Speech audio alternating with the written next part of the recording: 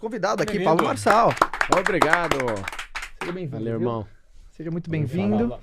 E então, né, Flávio, primeiro Eu essa... acho que você teve um ato falho ali. Você falou que era candidato a presidente. Eu falei presidente? Quase. Mas aí depois você corrigiu no meio. É? Né? Isso Freud explica. Prefeito, a candidata a prefeito de São Paulo. E esse papo, gente, vai ser dividido em 3 fases. Até anotei aqui. Primeiro, Pablo, eu quero trazer muito a tua vida como empresário. Sim. Sabe? Como que você chegou até antes dessa nova fase? Fala um pouco da tua família, que eu sei que pra você é algo divino, muito importante. E a tua nova fase, que é a política. Então a gente vai dividir nessas 3 fases. Eu acho que também é importante falar, assim como o Pablo tá batendo um papo aqui com a gente, eu acho que, né, Flávio, se qualquer outro, às vezes, candidato quiser vir bater um papo como você fez isso, um papo legal, um papo sempre inteligente, tentando extrair o melhor para as pessoas, eu acho que você fique super à vontade, que obviamente convidarei o meu conselheiro para assuntos extraordinários, mas receberemos com o maior prazer do mundo. Sim, também, é só a né? assessoria do candidato, que também queira esse espaço, entrar em contato e solicitar que será atendido. Isso aí. Vamos lá, vamos pro papo? Bora. Bora. Primeiro, como é que você tá? Eu tô ótimo. Tá bem? Acho Dormindo que quantas horas por noite? essa é a fazer a 7 pergunta. horas e 30 todos os dias. Tá dormindo bem. Desde quando eu mudei meu shape, eu levo a sério esse negócio de dormir. Eu construí tudo que eu construí sem dormir, né? Ah, Dormia 3, 4 horas por dia. É um dos maiores arrependimentos que eu tenho na minha vida. Essa noite especificamente, de ontem pra hoje, eu tava em Barretos, né? uhum. Não consegui dormir no horário, mas eu cheguei e cumpri o horário. Não vou brincar com esse negócio mais de sono, porque um sono perdido hoje, ele não recupera nunca mais. Você nunca mais vai retomar ele. Você vai perder o outro dia, vai perder o desfrute, vai perder o relacionamento com as pessoas, falando que tá recuperando o sono que você perdeu. Exato. Porque o único tempo que você tem é o agora, né? A gente olhando no Cronos, a gente vê o passado, o presente e o futuro, mas o único tempo que a gente tem é o agora. Gosto de perguntar para as pessoas assim, Flávio, você planta agora para colher? Aí todo mundo responde, amanhã. Amanhã ninguém nunca colheu, cara, é sempre no agora. Então você sempre ou tá produzindo, desfrutando ou transbordando no agora. E muita gente tá perdendo o agora, pondo expectativa total no amanhã, que não vai vir nunca, ou arrasado com alguma merda que fez na vida, ou a glória que ele teve no passado ele não tem mais. E a pessoa deixa de viver no agora. Acho que uma das coisas mais extraordinárias num ser humano é saber usufruir, desfrutar, governar, viver no agora. Então eu tô bem pra caramba, cara. E nesse agora, você tá com um ritmo de campanha que não deve Sim. ser um ritmo simples, né? Quantas horas por dia você dedica à sua campanha? Full time. O tempo de dormir tá sendo cumprido, mas a fase é mais estratégica agora. Eu não preguei um adesivo em carro nenhum ainda, mas eu sou o cara que tem 3,5 bilhões de marcações numa plataforma chamada TikTok. Eu que não uso o TikTok tem 3 bilhões de marcações. Eu vou na favela aqui em São Paulo, algumas pessoas não me chamam pelo nome, falam assim, é o cara do Quai. Eu nunca vi esse aplicativo na minha vida. Eu também sou ou número 2 no Quai de cortes. Uhum. Facebook eu também não tenho aplicativo e não uso. Não é tão poderoso assim, igual nas outras contas. No Instagram eu chego a ter, no mês, 56 milhões de contas únicas acompanhando o que eu faço. É um absurdo. É 1/3 do Brasil com o celular na mão, pra você ter uma ideia. De onde você acha que vem essa explosão, assim, de engajamento? Múltiplos assuntos. Ser alguém multifacetado em assuntos diversos. Falar de espiritualidade, inteligência emocional, físico. Exato. Você que foi um cara que me estimulou, você sabe disso. Eu me aconselhei com você, com o Joel, em relação ao Iron. Eu não parei, fui embora lá pro Ultra, fiz uma ultra distância de 452 quilômetros em 35 horas e 17 minutos. Foi louco. Não me esqueça daquela frase sua que você falou assim pra mim no áudio. Você falou assim, curta bastante a prova.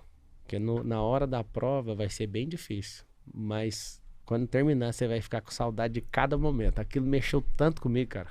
Eu lembro dos 180 quilômetros em Cozumel, no México. Eu pedalando e lembrando dessa frase e falava, que merda, cara, ele tá certo, agora é uma tristeza. Aí eu pensava, como que eu vou sentir saudade um dia disso aqui? E você acredita? Eu fico lembrando daquele dia, cara. Nossa, eu poderia ter apertado mais o pedal ali, eu poderia ter feito isso aqui. Na outra prova de 450 quilômetros, 452, foi muito pior. Eu fiquei 35 horas e 17 minutos, direto. O Henrique Câmara tá aqui, eu vi ele, ali.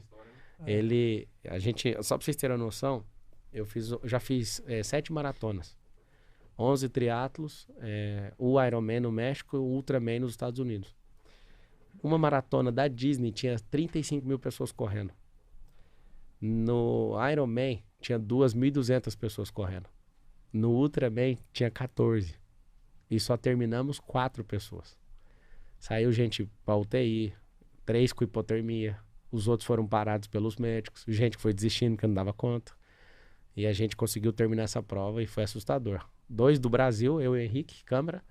E os outros 2 já tinham feito a prova várias vezes. Ou seja, os únicos iniciantes no Ultraman que conseguiu terminar foi eu e o Henrique. Então talvez você mostrar todas as facetas da sua vida, você consegue essa conexão com as pessoas. Porque isso, independentemente se alguém está aqui conectado vota em você, não vota em você, gosta de você não, mas quando você acompanha os debates, você vê o Mzinho lá pulando, assim. Então esse engajamento, você diz que eu acho que principalmente desse envolvimento com a galera que você... Falar o que pensa. Falar o que pensa é uma coisa bem interessante. Até quem não gosta de você te respeita. Exato. Agora, você fala de prosperidade. Quem não quer ser próspero? Até a pessoa mais, né, na situação mais difícil na favela quer ser próspera. Eu encontrei umas crianças, joguei futebol com as crianças na Zona Leste, lá na Vila União. E aí eu fiz uma pergunta que até viralizou. Eu falei assim, vocês não querem ir pro crime, né? Vocês querem ir pro crime, as crianças? Sim. Eu falei, mas como? O referencial de prosperidade de uma criança na favela, Flávio, é o crime. Tanto é que a explosão de MCs agora, todo mundo fica louco, né? Tem MC pra todo lado. Tem, porque agora é assim, ó. Jogar futebol para as crianças, né, que tem a habilidade. Sim. Eles jogam descalço na terra ali, então vai ganhando habilidade de maneira forçada. O segundo é o crime. E aí, peraí, quem é a terceira referência de prosperidade? Os MCs. Os caras ganham dinheiro com a música, começam a comprar carrão, começa isso. Todo mundo sonha em prosperar. Então eu vendo e vivo e transbordo isso. Espiritualidade, todo mundo tem um espírito, mas quase ninguém sabe mexer com isso. Não entende que é luz, que é conexão, que é frequência com o alto. Alma, que é um negócio que eu escrevo, já publiquei 62 livros. E inteligência emocional foi o que me fez aguentar a pancada e o que me faz hoje, com tanta perseguição, fazer esse negócio ficar divertido. Tem gente que pensa, o Marcelo não tá nem aguentando a pressão, né? Porque a mídia quase toda pra cima de mim. É político, é bandido, eu tomei ameaça de morte. Eu sou o único dos 10 que tem ameaça de morte por estar na disputa, pra você ter uma noção. Estão arquitetando para derrubar minha candidatura. Então, assim, se eu não tivesse inteligência espiritual, almática e essa resistência física, eu treino todo dia, cara. Eu faço 2 cardio todo dia. Eu treino e faço 2 cardios. A minha vasilha tá aqui, ó. Tá aqui a minha comida. Depois preparei que eu quero mostrar pra galera. Minha janta já tá aqui. Acaba sendo uma terapia, né? Cara, é um negócio assim... Eu consegui adquirir esse hábito, eu não abro mão dele. Esse negócio virou eu. Eu virei o Ironman. Dali pra frente do Ironman, eu não comi mais açúcar, cara. Eu repudi esse negócio. Depois do Ultraman, eu falei, cara, eu não vou parar mais de treinar. Por quê? Porque me faltou muito treino. Foi muito dolorido terminar essa prova, cara. Sim. Você nadar 8 km em 3 horas e 53, depois você pedalar 360 km, que é lá de Orlando até em Miami, depois ir até lá naquela ponte do Key West. Só na ponte, na entrada. Você imagina, você pedalar 360 km em 14 horas e depois você ter que terminar uma corrida com a inflamação no seu tendão. Eu tava conseguindo, tava mancando, cara. Eu ainda fiz 84 km de corrida. E consegui terminar a prova. E eu chorava diversas vezes, ficava louco de raiva. Perguntava pro médico, tem risco da ruína, de eu perder o pé ou eu ter algum problema? Não, cara. Eu falei, esse tendão tá tudo... Mano, doía demais. Eu tive que rasgar tudo, assim, o meu tênis, e puxar daqui e dali, trocar a faixa o tempo inteiro. Até que eu enfaixei de um jeito que o meu pé perdeu o movimento. Eu andava só pisando assim, ó. Sim. Eu falei, o David Goggins correu 400 quilômetros de canela quebrada. O Daniel Oliveira, que é um Ironman que já fez o Double Decker, conhece? Eu patrocino o Daniel Oliveira já nos mundiais. Eu falei, mano, esse cara correu sem o tendão de Aquiles. Ele teve uma queda de bike e esse cara conseguiu correr centenas de quilômetros sem um tendão de Aquiles. Que é isso? Eu tô só com inflamação no tendão, vambora. E aí, cara, consegui terminar essa prova pra mim, mostra pra mim que eu tenho essa resistência. Acho que pra finalizar a resposta, esse tanto de gente gosta de seguir pelo estilo de vida também, pela família. Então, os assuntos, número 1, você cuida do corpo, você cuida da sua alma, você cuida do seu espírito, você cuida da sua esposa, você cuida dos seus filhos, você é uma pessoa próspera, você é alguém influente, você é alguém que fala o que pensa, todo mundo fala, mano, eu quero essa vida. Por mais que a pessoa não goste de alguma coisa que eu tô fazendo, ela fala, não, aquela parte eu gosto. E ela segue por isso. Tem correlação, você acaba gerando uma conexão. Flavião, o que você gostaria de começar perguntando para o... Vamos começar falando da trajetória Vamos, dele como na empresário. primeira fase, né? na nossa primeira Acho fase que aqui. Vamos explicar para o pessoal as três etapas que nós vamos passear aqui com ele. Que é, a gente vai falar sobre a trajetória como empresário, sobre família e sobre a candidatura dele a presidente. Justo. Então começa... Presidente não, olha o ato falho de novo, é prefeito. Então, Você está precisando de um presidente? Começa, Flavião, parte empresarial. Vamos falar da sua parte empresarial. Muita gente que nos acompanha na internet, que gostaria de empreender, Marçal, tem muita curiosidade, no fundo, tem uma esperança de entender qual é o caminho que faz a pessoa sair do anonimato, não necessariamente anonimato, mas sair de uma situação de escassez para começar a prosperar. Uhum. Você é um cara que a tua mãe era faxineira, seu pai fazia o quê? Ele era funcionário público. Funcionário público, ou seja, você era um cara de classe média baixa, ou seja, deve ter iniciado a vida ali, estudou em escola pública. A maior parte do tempo. Uma parte do tempo. Como é que um garoto de classe média baixa, que em geral tem muito pouca perspectiva, sai da sua condição de escassez e começa a prosperar? Ou seja, como é que foi esse início para que você chegasse a um nível de empresário que você é hoje? Classe média baixa, olhando para a minha época, era um nível mais baixo que classe média baixa. Talvez uma classe baixa mesmo. Classe baixa. Quando eu estava chegando nos 18 anos, eu já estava próximo da classe média baixa. Não era miserável, ou seja, não passou fome. Não. Tá. Teu pai, como funcionário público, tinha um salário. E assim, meu pai, ele tinha um salário, mas a gente tinha uma vida muito difícil no começo. Então, quando eu estava ali com uns 16 para 18 anos com a família, porque eu casei aos 21, a gente tava na classe média baixa, né? Tendo carro, tendo isso e aquilo. O que acontece? Eu fui programado para ser um funcionário público, para ter estabilidade e tudo. E os lugares que eu fui foram mudando a minha mente, mudando o meu comportamento, mudando os meus hábitos. Por isso que eu ensino para todo mundo que a pessoa deve estar inscrita sempre num novo desafio. Uhum. A política para mim é um desafio. Eu vou vencer esse desafio. Inclusive, eu estou na minha terceira eleição, nunca perdi nenhuma. Olha que curioso. Uhum. A de presidente que eu fiz em 2022 foi cancelada. Foi cancelada, a outra eu virei no mesmo dia chegou para deputado federal. Foi fui cancelado. eleito primeiro, foi eleito depois tomaram. Sim. E eu vou ganhar essa. E assim, é arrogante demais. Não é, cara. É porque todo o resultado depende do campo de energia. E depois, né, outros assuntos que eu nem gosto de ficar usando esse nome, porque um monte de gente entende errado. Mas depois que eu entendi física quântica, depois que eu aprendi em profundidade a tratar meu cérebro e com PNL e tudo, não tem como não fazer alguma coisa. Não tem como não chegar no resultado. É impossível para mim. Eu sei que existe um campo, existe uma onda. Eu preciso fazer essa onda entrar numa vibração e fazer pessoas entrarem nessa vibração. Eu preciso de 3 milhões de pessoas vibrando nessa onda. Vou falar de política depois, né? O que acontece? No lugar que eu tava, eu ensino isso aqui para todo mundo. Ó. Novos lugares, novas pessoas. Novos lugares, novas pessoas, novas ideias, novas ações e novos resultados. Uhum. Esse aqui é muito simples.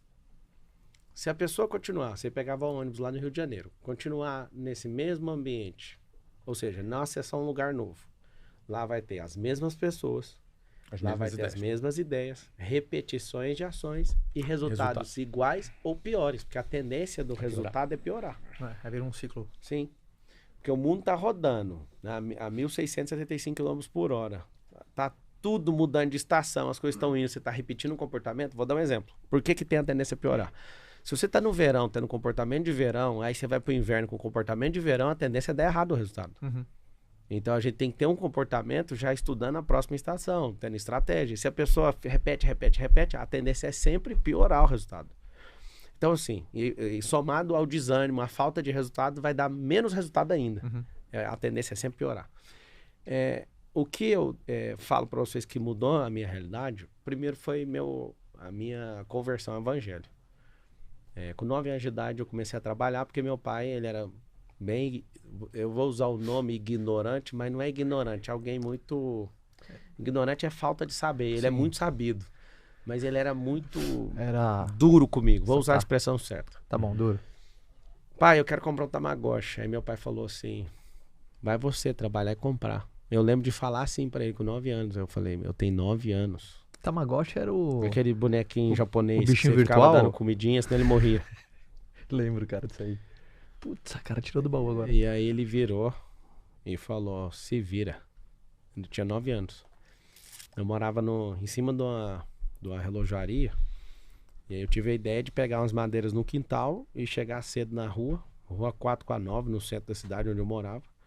E aí eu cheguei e fui colocando as madeiras, os cavaletes na porta assim dessa empresa e fui pondo até acabar as madeiras. Aí meu primeiro emprego não oficial foi vigiar carro. Eu lembro até hoje, acho que foi 18, foi alguma coisa, R$18 alguma coisa em centavos, mais ou menos. Eu em um dia de trabalho levantei o dinheiro, fui no camelódromo, comprei o Tamagotchi e eu chorava, cara. Um dia de serviço. E mexia, eu não vou deixar ninguém te matar, você vai comer direitinho, você dava banho nele, não sei se você lembra desse rolê. Uhum. Aí meu pai chegou, ele trabalhava na Assembleia Legislativa na época, ele chegou, o que é isso? Eu falei, é meu filho. Eu nunca esqueço desse combate ali, desse embate com meu pai, e eu falei, eu não vou deixar o senhor ver. E ele com muito orgulho, sabe, falou, poxa, que legal, né, e tal, e passou, e aí eu falei, eu consigo o que eu quiser, eu faço o que eu quiser. Meu pai é vivo. E... ali eu percebi que eu conseguiria fazer o que eu quisesse mesmo. Porque em um dia eu consegui resolver um problema, fiquei orgulhoso. Meu pai respeitou aquele momento e na hora que eu vi que ele me olhou diferente, como eu tava me sentindo um homem já com 9 anos. Uhum. Aí dali pra frente eu percebi, era eu que tinha que me virar mesmo. Então meu velho nunca deu essa, toma aqui. Eu não tenho recordação do meu pai falar, toma o dinheiro, faz isso aqui. Eu tive que fazer. A segunda virada de chave absurda mesmo foi a conversão ao evangelho nessa mesma data. Meus pais eram separados. E aí eu tava brincando na porta da igreja, eu vi o pastor lá falando. Quem quer aceitar Jesus? Eu não sei explicar. Assim, eu senti um negócio, fui lá na frente, aceitei. Aí eu comecei a estudar a Bíblia pra caramba. Aí em 2 anos eu tava sendo batizado. Aí eu fui batizado. E aí, cara, eu pensei, eu não quero fazer outra coisa na vida a não ser pregar. Eu tenho recordação com 11 anos de idade, pregando na rua, brigando com os outros, sabe? Um negócio bem doido. E o que eu fiz? Comecei a estudar muito a Bíblia. Então, todos os princípios que eu carrego, eu aprendi na Bíblia. Então, aquilo mudou completamente a minha cabeça. Quando eu percebi que no ambiente da igreja eu era muito valorizado por saber a Bíblia, aí que eu estudava ainda mais. Então, eu tinha gincana, o cara era da hora, porque quando tinha gincana, eles colocaram os adultos, os caras de 40 anos, 50 anos de idade, todo mundo perdia pra mim. Então na gincana eu falava, não, Davi não fez isso aí não. E aí o povo, não é possível, como que um menino desse sabe? E aí a galera pesquisava, aquilo me deu um prazer tão grande de ter a recompensa em ter estudado, que eu virei um terror em estudar a Bíblia. Então hoje assim, para discutir Bíblia comigo é um pouquinho complicado, sabe? Eu fiz teologia depois e sou leitor da palavra assim, absurda mesmo. Não sou doutor, mas eu sinto, né, que eu tenho um dom assim de mestre da palavra, de articular e, né, de ter uma interpretação, uma conexão bem forte com a palavra desde pequeno.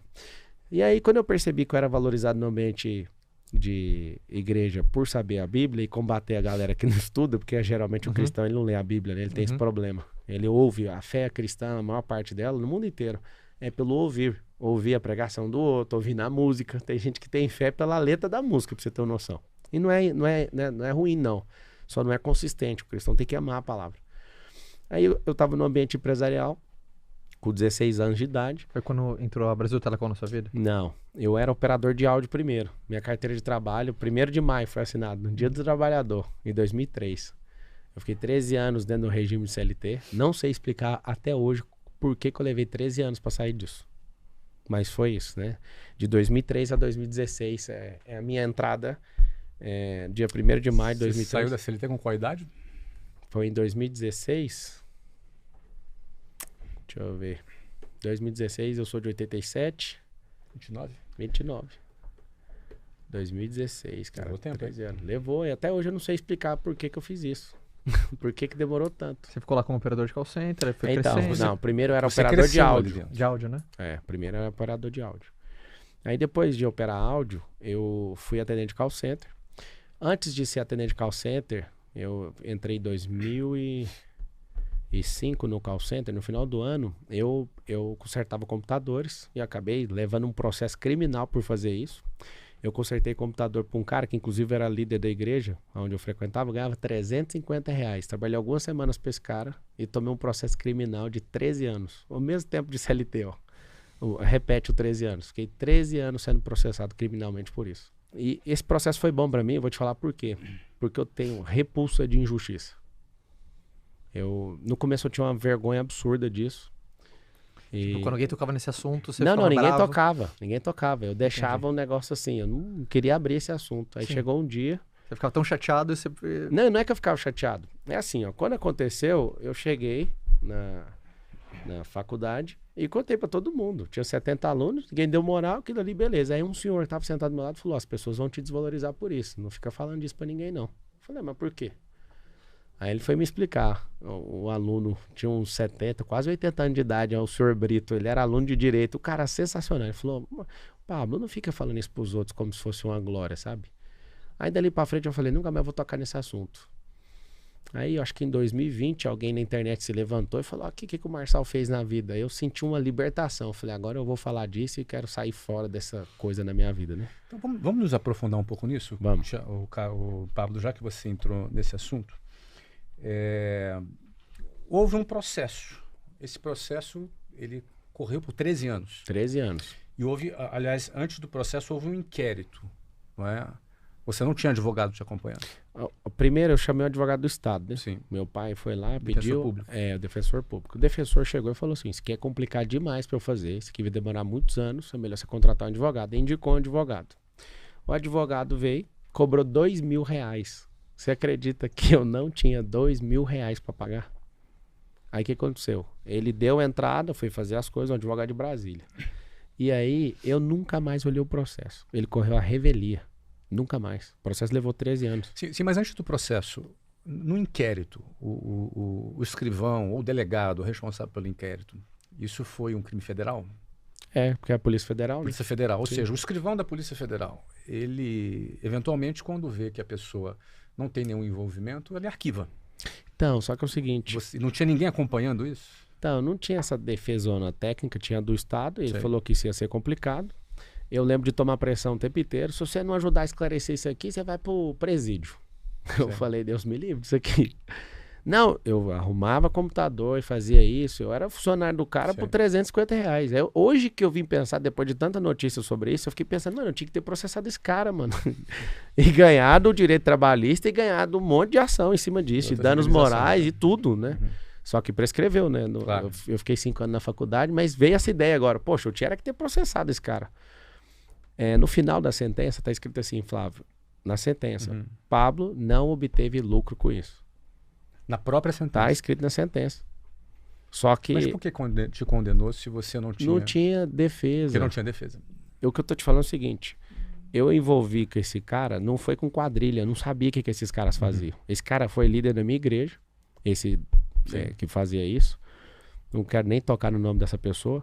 E aí ele me pagava R$ 350. O que acontecia? O computador parava de funcionar, eu ia, mexia no computador, ele voltava a funcionar. Deixava acesso remoto, ele funcionava só com acesso remoto aberto. Ele pedia pra mim várias coisas que tinha que fazer, como, né, tipo, eu sou seu patrão, faz isso, faz aquilo. Você Mas tinha qual idade? tinha 17 para 18. 17 para 18. E aí o que aconteceu? Eu acordo um dia, você tá preso. Eu falei, que preso? O que eu fiz? Aí fui pra delegacia, contei tudo que eu sabia. E eles não me liberavam. Falavam, você tem que falar mais, né? Aí alguém me falou um negócio assim, tem uma... Se você ajudar na investigação, tem a delação premiada. Aí eu falei, o que é delação premiada? Eu tinha acabado de entrar na faculdade de Direito. Eu não sabia o que era isso. Acabado de sair da escola. Cara, de verdade, assim, eu era um garoto. Ano que vem vai fazer 20 anos esse fato. Ano que vem. E na hora que esse cara falava isso, e alguém ria e falava, não, nós vamos mandar você pro presídio. Amigo, eu só queria ser um vidente, pra falar 1000 coisas e falar, só queria ir embora. E eu lembro que eu fui falando até onde eu imaginava, não é que eu sabia não, que eu imaginava, pra dar um jeito de sair dali. Acho que eu fiquei 3 dias lá. E aí na hora que eu saio, cara, eu falo, meu Deus do céu, o que aconteceu? Eu fiquei lá na Superintendência da Polícia Federal. E daquilo ali pra frente, cara, eu tenho um cuidado de mexer com gente. Eu sinto cheiro de malandro de longe, eu prefiro tomar prejuízo. Quando eu vejo gente que não presta, eu fico louco, adoecido com isso. Você pode checar nos meus negócios, cara. Não aceito pagar propina. Tem imóvel, tem loteamento meu que não sai, porque tem que pagar uma propina. Eu falo, desculpa a palavra, foda-se, mas eu não vou pagar. Tem gente que fica falando, ó, você tem uma denúncia aqui, eu arrumo pra você. Pode deixar a denúncia, não tô nem aí. Os caras são malvados no sistema, eu não curvo a minha cabeça. Então, assim, nesse período eleitoral, as pessoas vão pegar muito nesse assunto. Por quê? Porque é onde, como se eu tivesse que dar explicação. E eu lembro até hoje, o dia que eu descobri que esse negócio saiu desfavorável para mim, esse processo. Minha mãe encontrou esse cara na rua. Ó, aconteceu lá, a gente não acompanhava o processo, eu larguei de mão. E eu, de verdade, eu orava e falava, Deus, você sabe que eu sou inocente, eu não vou nem olhar isso aí. Aí eu lembro da minha mãe chegando triste em casa, ó, saiu, você foi condenado. Eu, meu Deus do céu. E aí depois, cara, esse negócio ficou lá, eu nem fui atrás. E aí chegou um dia, tá escrito assim, ó, foi prescrito, porque eu não tinha nenhum problema com a justiça. Você recorreu e ganhou tempo? Não, eu recorri, não fiz nada. Tô te falando, fiz nada. Eu tenho que falar a verdade, eu me senti abençoado, porque depois disso, eu não tenho um deslize com negócio e com injustiça com ninguém. Eu não aceito, não admito. Isso me fez ser outro cara, sabe? Uma outra pessoa. Foi como se fosse um treinamento prático de que cara, não fazer eu odeio injustiça e eu luto e tomo prejuízo por conta disso. Por não aceitar, não praticar e arrebentar quem faz esse tipo de coisa. E respondeu algum outro processo criminal depois disso? Nenhum processo. Tem inquérito lá daquele do Pico dos Marins, que foi meramente político, porque subiu eu, os meus sócios e amigos. Eu subi 5 horas depois de todo mundo, só que eu patrocinei uma pessoa que outra pessoa odeia, e essa outra pessoa que odeia foi lá e levou um pedido no Ministério Público. Isso tem 2 anos ou 3? 2 anos e não acaba o inquérito nunca. O que o sistema gosta de fazer? Gosta de ficar mantendo inquérito das pessoas, principalmente que pode ser alguma ameaça no sistema, para sempre reativar o inquérito. Mas não tem o que fazer, não tem uma denúncia de quem estava lá.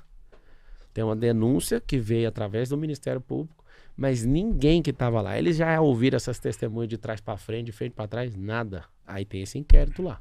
Eu já ouvi você falando que reconhece que não deveria, ou deveria ter tido um pouco mais de cuidado com a questão meteorológica. Eu ouvi você colocando sobre isso. O que você aprendeu dessa experiência?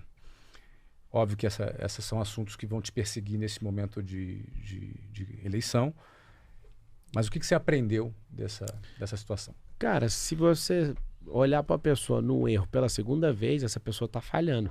Todo mundo erra. Todo mundo tem seus dissabores na vida e tudo. Você não vai me ver subindo 2 vezes naquela condição meteorológica. Agora, me acusar de tentativa de homicídio, eu que subi 5 horas depois, que eu já tinha eu tenho experiência com isso, ninguém que estava lá do grupo ofereceu denúncia, alguém de fora, e o negócio não acaba nunca. Alguém meio que uma forma Você não foi arquivado até hoje? Não. Os arquivos têm prazo legal. Tem, mas aí vai lá e o Ministério Público pede de novo, ouvir testemunho, não sei o quê. É infinito esse negócio. Tem inquérito no STF, tem 20 anos, tá lá. Tem um joguinho de segurar as coisas. Pede arquivamento, desarquiva e muda isso, troca o delegado, troca não sei quem. Mas nunca saiu do Ministério Público, nunca ofereceu denúncia no Judiciário? Não tem. E nem vai porque não tem. Porque não tem. Não tem fundamento. Ou seja, depois desse... Vou te contar o que aconteceu. Fica à vontade. Quando a gente subiu e desceu, não aconteceu nada. Alguém viu o grupo, mandou uma foto escrita assim, 32 turistas se perdem. Ninguém tava perdido. A gente sempre ataca aquele pico lá e fica lá à noite, acorda no outro dia e vai embora. Só que alguém viu que era eu. Quando viu que era eu, virou terror. Aí uma pessoa que não gosta de mim pegou aquilo e levou no Ministério Público. Aí o outro que também não gosta de mim foi lá e patrocinou uma entrevista, uma reportagem no Fantástico. Eu que não sou bobo nem nada. O que é patrocinar uma reportagem no Fantástico? Porque, tipo assim, um trem mais sem fundamento nenhum, pega e investe, né, pra fazer assim, como se fosse um dossiê dessa pessoa. Entendi. Patrocinar é dando informações. Isso, vai lá, toma aqui e tal. Aí eu fiquei sabendo antes de sair. Ó, eles estão fazendo aqui, eles vão te acabar com você. Ah, vai acabar comigo? Então peraí que eu vou criar um funil. Criei um funil. Criou um produto também? Criei um produto, as pessoas entraram.